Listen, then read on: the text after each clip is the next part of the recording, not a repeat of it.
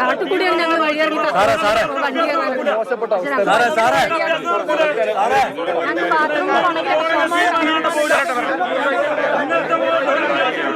അടിച്ചു കൊന്നത്. അതിനുശേഷം ഇപ്പോൾ നാട്ടുകാർ ഇന്നലെ തന്നെ മന്ത്രിയെ തടഞ്ഞു വെച്ചു. ഇന്നിപ്പോൾ വനംവകുപ്പ് ഉദ്യോഗസ്ഥരുമായി അവിടെ ചർച്ച നടക്കുന്നു, വാക്കേറ്റമുണ്ടാകുന്നു.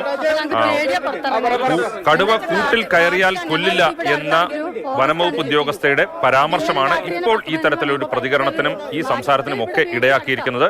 കടുവയെ എങ്ങനെയും വെടിവെച്ച് കൊല്ലണം. കാരണം ആ നാട്ടുകാർ ഉന്നയിക്കുന്ന പ്രശ്നം അവരുടെ ജീവന്റെ പ്രശ്നമാണ്. രജീഷ്, ഇപ്പോ ഈ കടുവ ഏത് അവസ്ഥയിലാണെങ്കിലും കടുവയെ കൊല്ലണം എന്നുള്ളത് തന്നെയാണ് നാട്ടുകാർ ആവശ്യപ്പെടുന്നത്.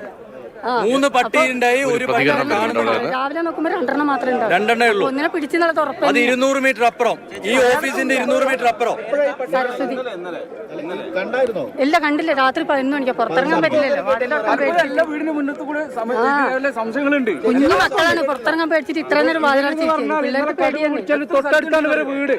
ഈ ചുറ്റുവട്ടത്ത് 2 കിലോമീറ്റർ പരിധി തന്നെ സാധനം ഓടി നടന്നിട്ട് ഇത്ര ആളിനായിട്ട് കാണുന്നില്ല. എന്നിട്ട് അത് കടുവ പിടിച്ചെന്നാൽ ഉറപ്പ് തന്നെയാ. കാരണം അത്ര ഒച്ച കേട്ട് രാത്രി പുറത്തിറങ്ങാൻ പേടിച്ചിട്ട് 11 മണിയായി. ഇങ്ങനെ ഇവിടെ ഇങ്ങനെ പിടിച്ചിട്ടുള്ള ഒരു ഒച്ച പട്ടിയില്ലേ. ബാക്കി നേരം സരസ്വതി അത് നിലവിൽ ഈ കടുവ ഈ പരിസരത്ത് തന്നെ ഉണ്ട്. 11 മണിക്ക്, രാത്രി 11 മണിക്ക്. കാൽപ്പാട് ഉണങ്ങിയ പ്രദേശം ഇപ്പൊ ഉണങ്ങിയതായതുകൊണ്ട് അങ്ങനെ കാണില്ല. പൊടിമണ്ണും കാര്യങ്ങളൊക്കെ ആയതുകൊണ്ട് അങ്ങനെ കാണുള്ളൂ. പിന്നെ വീടിന്റെ പരിസരത്ത് പിന്നെ പട്ടീന് 11 മണിക്ക് ശബ്ദം കേട്ട് അതുകൊണ്ട് ഇതിന്റെ പേടിയുണ്ട് ആരും പുറത്തിറങ്ങിയില്ല. ഇല്ല, അതൊന്നും കണ്ടിട്ടില്ല.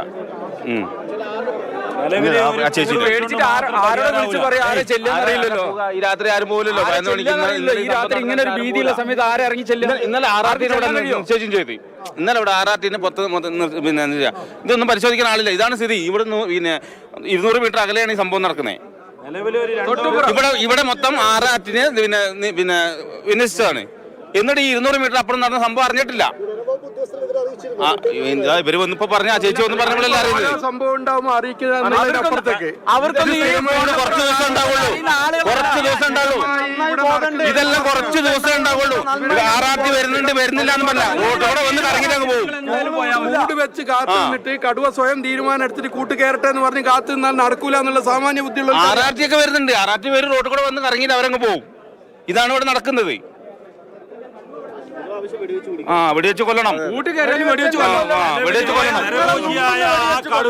ഞങ്ങളെ മുന്നിൽ കൊല്ലണം. എന്നിട്ട് അത് വീണ്ടും പിടിക്കാം.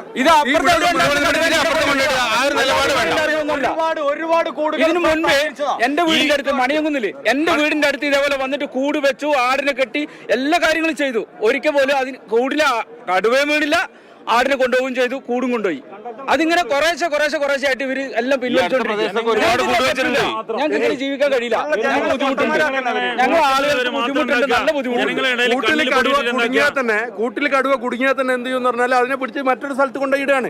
അത് വീണ്ടും വരികയാണ്. ദയവായിട്ട് നിങ്ങൾ അങ്ങനെ ചെയ്യരുത്. അത് മാത്രമേ ഇവരോടൊക്കെ പറയാനുള്ളൂ. കാരണം ഒരു അക്രമകാരിയായ കടുവ, നരഭോജിയായ കടുവേനെ നിങ്ങൾ പിടിച്ചു കൊണ്ടുവന്ന് വേറൊരു ഇത്രയും ഇതൊരു മനുഷ്യന്മാർ തന്നെയല്ലേ അവര് താമസിക്കുന്നിടത്ത് കൊണ്ടുവിടുക എന്ന് പറയുന്നത്. അതേ കൊലപാതകത്തിന് തന്നെയാണ് ചെയ്യേണ്ടത്. ഇവര് കൊലപാതകളാ. സത്യം കൊലക്കുറ്റത്തിന് 200 മീറ്റർ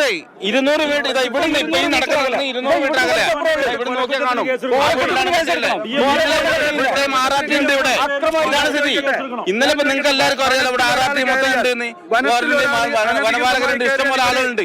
എന്നിട്ട് എന്താ സംഭവിച്ചേ?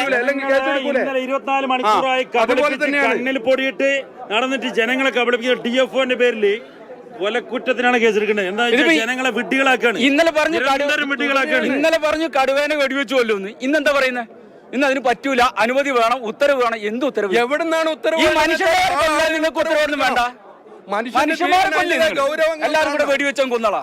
എന്നാ പ്രശ്നമില്ലല്ലോ. പ്രശ്നം